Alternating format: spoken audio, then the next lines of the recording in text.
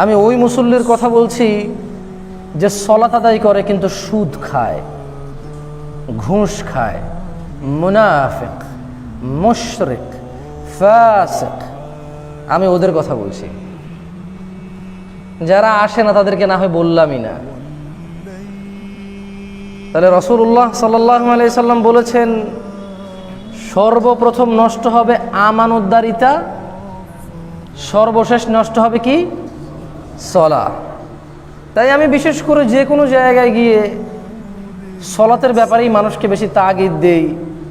কেন জানি আমার অনুভব হয় এমন যে ঈমান আনার পর যদি কোনো মানুষ তার সলাতকে মেনটেইন করে, তাওহীদ পাওয়ার পর যদি কোনো মানুষ তার সলাতকে পরিপূর্ণ রাখে, তার বাকি যত আমাল আছে সব পরিপূর্ণ রাখা সম্ভব। কারণ বাকিগুলো হজ বছরে একবার, সিয়াম বছরে একবার, যাকাত যার উপরে তৌফিক আছে, হজ যার উপরে তৌফিক আছে, একমাত্র সলা যেটা 50 ওয়াক্ত মানুষের উপরে ফরজ হয়েছিল।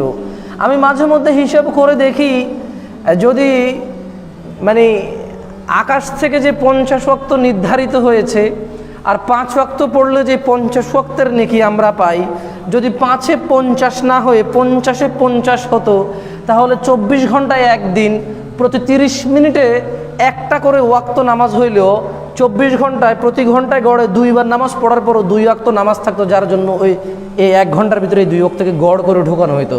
তাহলে প্রতি 28 মিনিট বা 27 মিনিটে একটা নামাজ হইতো। আমি এই ইবাদতটার কথা বলছি আপনাকে। মায়াবতীর মায়ার চেয়েও ছিল ছলনা বেশি, তার সেই মিথ্যে মায়ায় হেরে যাওয়া নিষ্পাপ মহাপাপী এই আমি।